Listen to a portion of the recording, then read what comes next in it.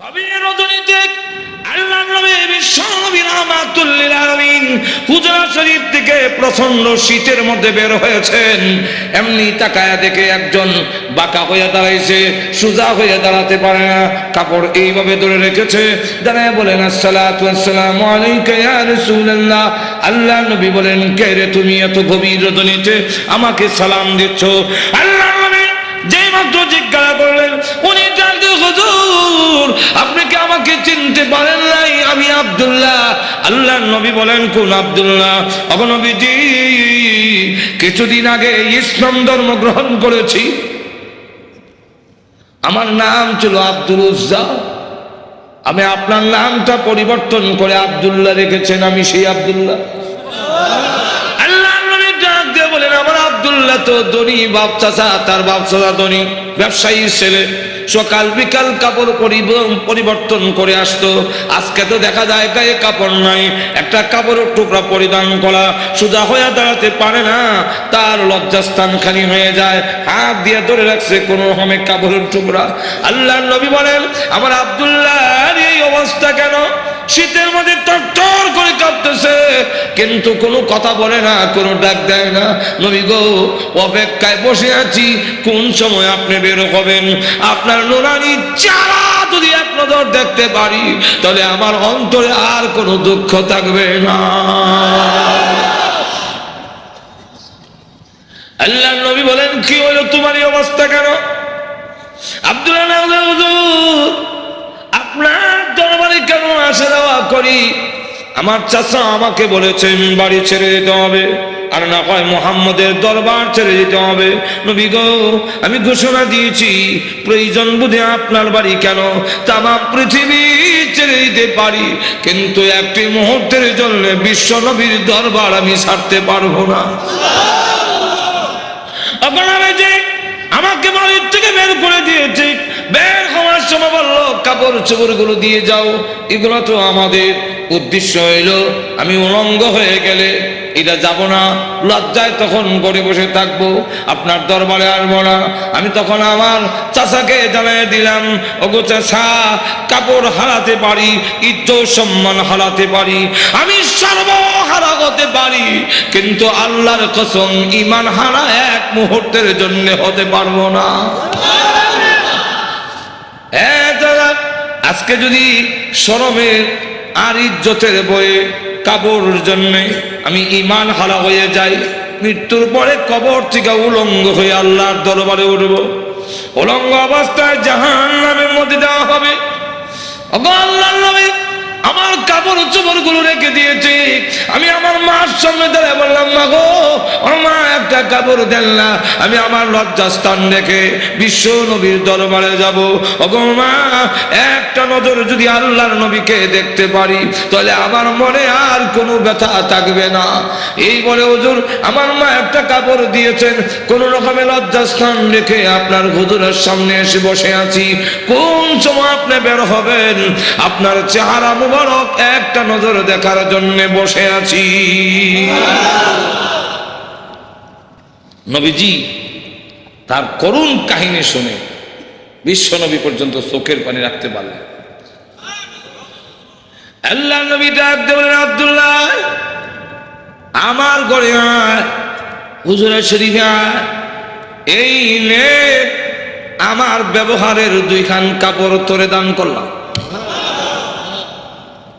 নবীজির দুইখানা কাপড়, ব্যবহারের কাপড়ের দাম আছে না নাই?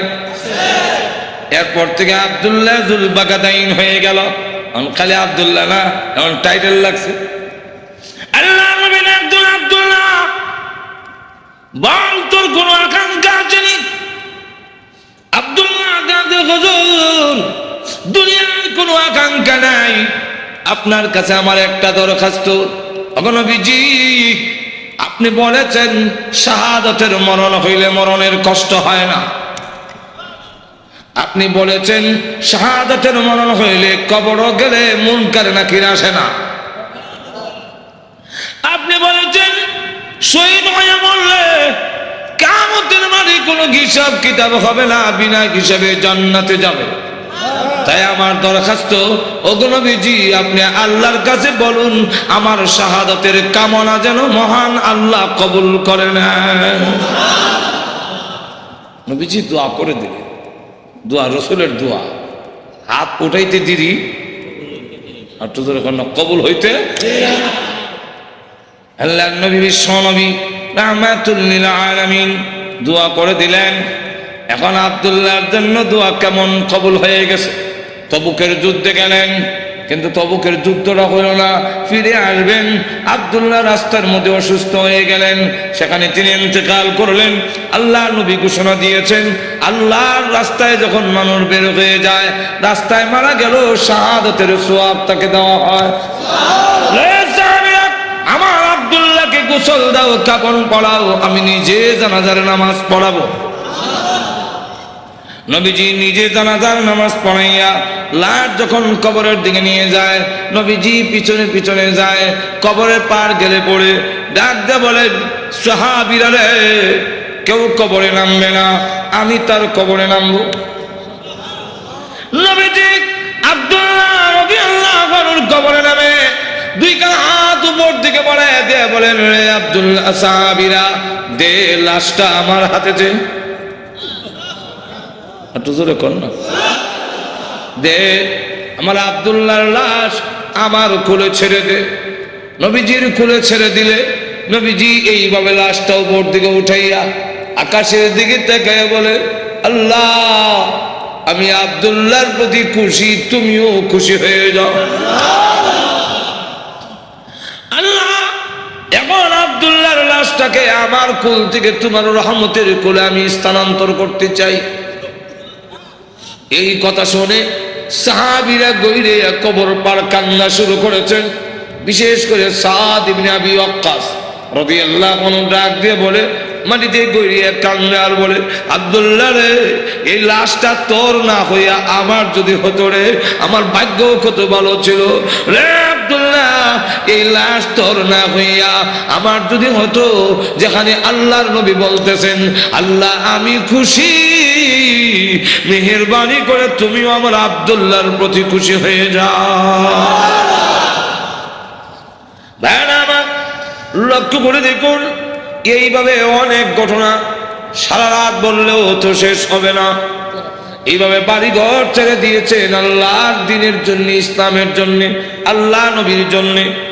কিন্তু আবু লাহাবের ছেলে যেমন বাবা তেমন ছেলে উতবা আল্লাহ নবীর সামনে গিয়ে বলে, ওগো মুহাম্মদ, আপনার আল্লাহ টাল্লাহ এগুলো আমরা মানি না। আর তো জোরে কর না। আর নবীজির সামনে দাঁড়ায় বলে, আপনার দুই মেয়েকে তালাক দিলাম। নবীজি তাফসীরে মাযহারিতে লেখে, আল্লাহ নবীর উপরে হামলা করে টান দিয়ে জামা ছেড়ে ফেলেছে। নবীজি চোখের পানি ছেড়ে দিয়ে কাঁদলে, হ্যাঁ প্রভু, আমার জামা ছিঁড়েছে, এই জন্য আমি ব্যথা পাইনি। আমি কত আঘাত খাইলাম তোমার দ্বীনের জন্যে, তোমার জন্যে, তোমার দ্বীনের জন্যে যদি আমি কষ্ট পাই, আমার তেমন কষ্ট লাগে না। ও প্রভু, আমার মেয়েকে তালাক দিয়েছে, এই জন্য দুঃখ লাগে নাই, দুঃখ লেগেছে। আমার সামনে যদি তোমাকে কেউ অবজ্ঞা করে, তোমাকে অপমান করে, আমি রাসূল কখনো বরদাস্ত করতে পারি না। ভাইরা, বাস্তবিকই যাদের ভিতরে ঈমান আছে, ঈমানদার কখনো দুনিয়ার সকল কিছু বরদাস্ত করতে পারে, কিন্তু আল্লাহ নবীকে অপমান করবে, এই পৃথিবীর কোন মুমিন কখনো বরদাস্ত করবে না। এর নামই হলো ঈমান। জোরে কোন ঠিক কিনা? আল্লাহর জন্য, আল্লাহর নবীর জন্য, আল্লাহর দ্বীনের জন্য মুমিন তার জীবন উৎসর্গ করতে পারে, কিন্তু আল্লাহর অবমাননা কখনো মুমিন বরদাস্ত করতে পারে না। আমার আল্লাহর নবী, আল্লাহর মহব্বত নবীর অন্তরে বেশি না কম? আর তো জোরে কর না। সকলের চাইতে বেশি না কম? নবীজি কান্দেন আর বলেন, প্রভু গো, আমার সামনে কেমনে কয় তুমি আল্লাহ টাল্লাহ, এত বড় নিমক কারাম আল্লাহ আমি কেমনে বরদাস্ত করি? আল্লাহ ডাক দেওয়ার নবী গো, আমি বানাইছি নিজের সন্তান যদি নিজের দারিদ্র্যে টান মারে দুঃখ লাগে না? না লাগে? নিজের সন্তান যদি কিল মারে খাবলায় কষ্ট লাগে না? আপনার কষ্ট লাগে না, কিন্তু দেখবেন আপনার মা এই জিনিসটা বরদাস্ত করবে না। একটু জোরে কোন? আপনার ছেলে আপনাকে যদি দারিদ্র্যে টান মারে আপনার কিন্তু কষ্ট লাগে না?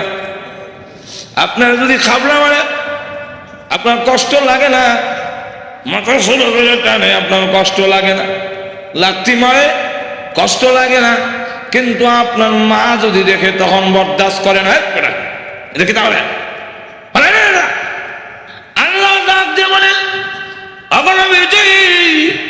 আমি বানাইছি মানুষ, এই মানুষ যদি আমার সাথে বিয়াদবি করে আমাকে গালি দেয়, আমার বিরুদ্ধে বলে, এত আঘাত লাগে না, কিন্তু আমার নবীকে যদি কেউ কিছু কয় আমি আল্লাহ বরদাস্ত করি না।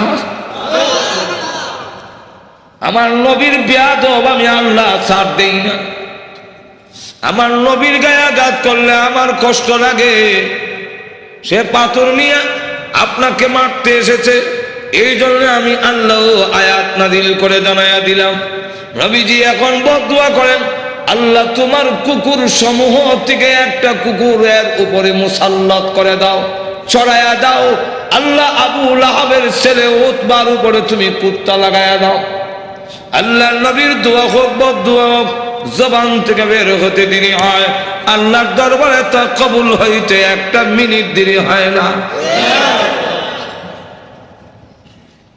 আর না হয় উমর যেখানে তরবারি নিয়ে গেলেন নবীকে মারার জন্য, ঘুরে গেল আর একদিকে, ঘরের কাছে গিয়ে শুনে, সামনে গিয়া শুনলো যে তোমার বোনের জামাই মুসলমান হয়ে গেছে। সেখানে গিয়ে যখন ঘরের সামনে দাঁড়াইছে, শুনে ঘরের ভিতর থেকে কোরআনের আওয়াজ আসে। হ্যাঁ, কিসের আওয়াজ? আস্তে আস্তে পড়তেছে, আউযু বিল্লাহি মিনাশ শাইতানির রাজীম। উমরকে কি পড়ে কলজা দিছিল না? বিসমিল্লাহির রহমানির রহিম।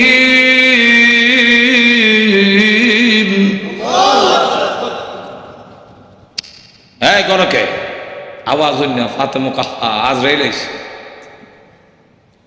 দরজা খুলছে। আর ফরায় যে হযরত খাব্বাব রাদিয়াল্লাহু, তিনি দরজার আড়ে লুকাইয়া গিয়া আল্লাহ লা ইলাহা ইল্লাল্লাহ সুবহানাকা ইন্নী। বোন এবং বোনের জামাইরে তো একবারে মারবে না, উমর তো আমারও দুই টুকরা করলো, তরবারি আতই আছে। দরজার আড়ে লুকাইয়া খালি খতমে রসুল। উমর ঢুকা তার বোনরে দিল এক থাপ্পড়, বোনের জামাইরে থাপ্পড় খাইয়া উল্টে গিয়ে বসে। বোন বাধা দিয়ে আমার স্বামীরে মারো কেন? দিলাম তোরা একটা। বোন যখন থাপ্পড় খাইছে, খানের পর্দা ফেটে গেছে, বোন তখন কয়, শোনো, তুমি যেমন খাত্তাবের ছেলে, আমিও খাত্তাবের মেয়ে। তুমি জানো না ইমান এমন এক জিনিস, এটার মধ্যে যত চাপ দেওয়া যায় অত এটার স্প্রিড।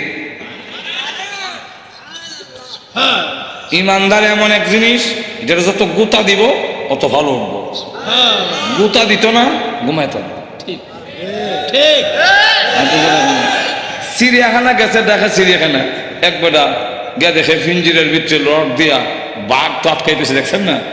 তো চিড়িয়াখানা এটা তো আর মুক্ত না, সে যেভাবে মুক্ত বড় ধরে খাইতো এভাবে তো খাইতে পারে না, সামান্য খাওয়ান ভাই হরুলেছে। তো ধর্ষণার্থী একজন দেখুন না, এক লোকটা কয়, এটা শুনছি বাঘ, এটা দিয়ে ছাগল।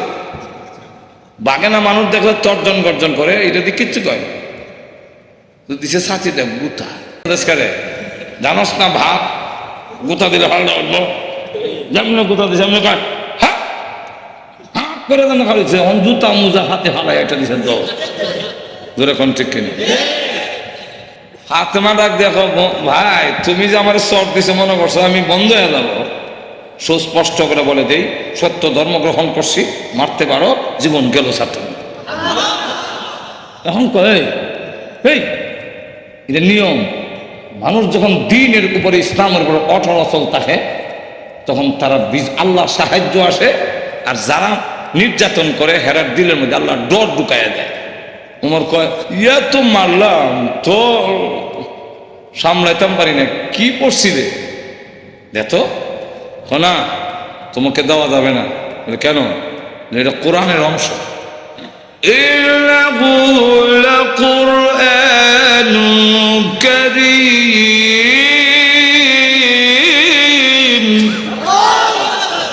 في كتاب مكنون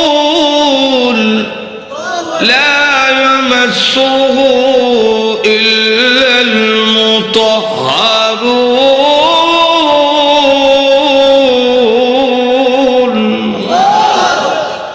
সম্মানিত কোরআন লোহে মাহফুজে সংরক্ষিত, এটা স্পর্শ করা যায় না অপবিত্র অবস্থায়। তখন কি করতে হবে? বলে গোসল করে আও, কাফেররা তো মুত্তা ফানি লয় না, তুমি মুত্তা পরিষ্কার হয়ে আও দিছে। এখন বেরাইছে কোরআন পড়ে, طه ما أنزلنا عليك القرآن لتشقى। করতে করতে তখন ওই আয়াত পর্যন্ত গেছে, إنني أنا الله لا إله إلا أنا فاعبدني।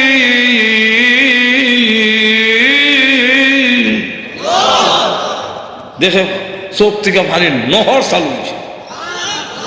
এমনি ডাক দেখাবো, আমার মোহাম্মদের দরবারে নিয়ে আসল। তো পর্দার আড়ালে যিনি লুকাই আছিল দরজার আড়ালে, মনে আছে তো?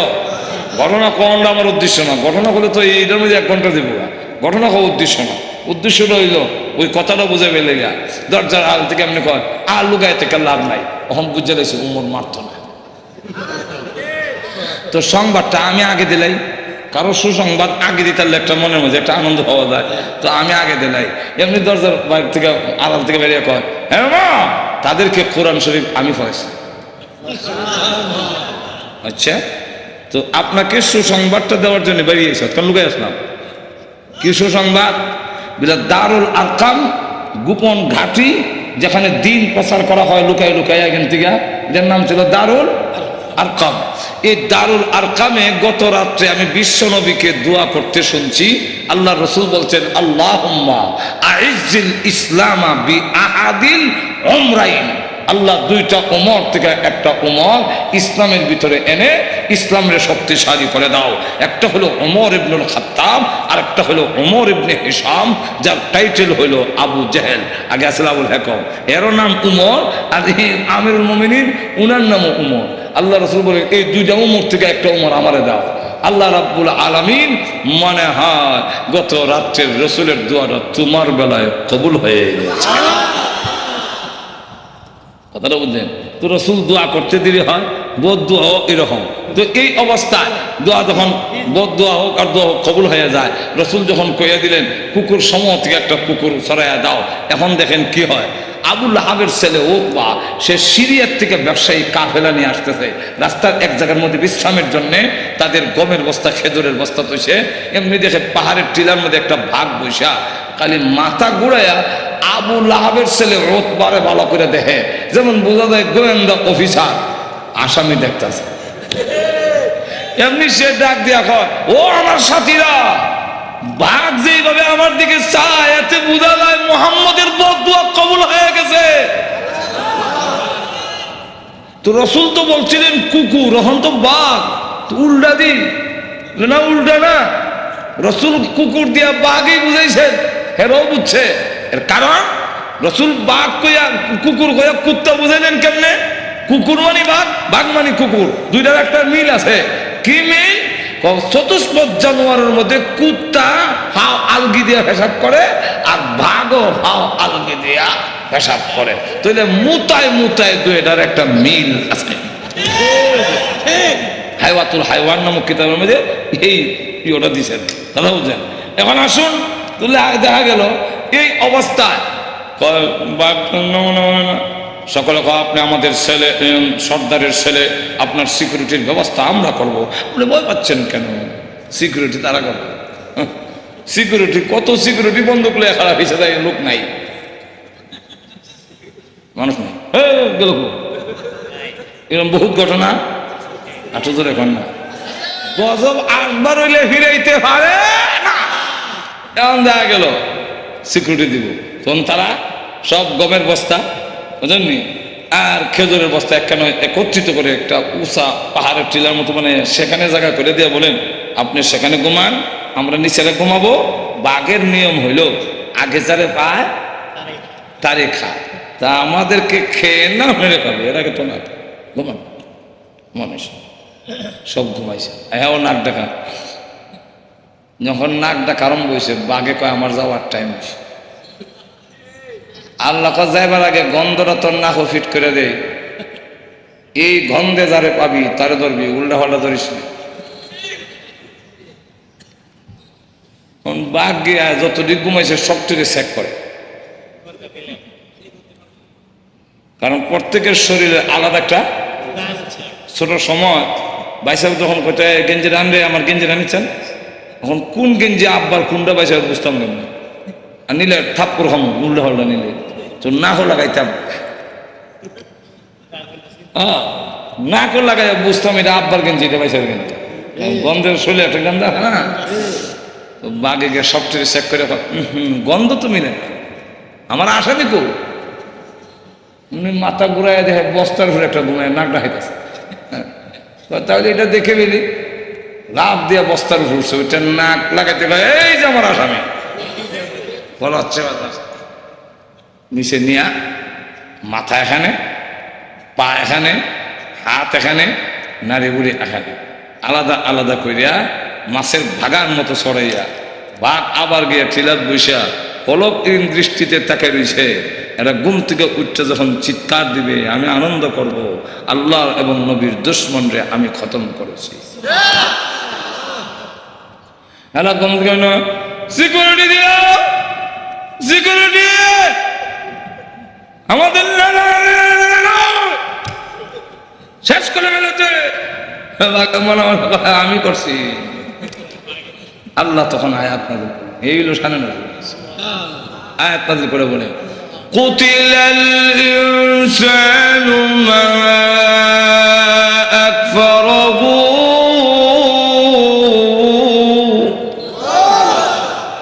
মানুষ ধ্বংস হয়েছে নি, আর তো জোরে কন রক্ষা করতে পারছে? আপনি আমিও ধ্বংস হব মরণের সময়, কেউ আমাদের রক্ষা করতে। আর তো জোরে কন কাল্লা ইযা বালাগাতিত তারাকিয়া ওয়া কিলা মান রাক, যখন কন্ট্রোল হইতে জানা আসবে কেউ রক্ষা করতে পারবে না। আল্লাহ তখন আয়াত নাযিল করে বলেন কুতিলাল ইনসান, মানুষ ধ্বংস হোক, মানুষ বড় অকৃতজ্ঞ। এখন আল্লাহ এক একটা নিয়ামতের কথা তুলে ধরে বলেন তুই যে অতিকৃতজ্ঞ হইলে একটু চিন্তা করলি না, মিন আইয়ি শাইইন খালাকা, তুই কিসের তৈরি, তোরে কি দিয়ে বানানো হইলো, এটার জবাব আমরা দিতে পারবো না, কারণ আমি জানি না তুই কি দিয়ে বানিয়েছেন। এর লাগে আল্লাহ নিজেই জবাব দিয়েছেন মিন নুতফা, নাপাক পানি দিয়ে বানাইছি, যেটা অত্যন্ত ঘৃণিত, আমি আল্লাহ এত সুন্দর করে তোরে বানাইলাম।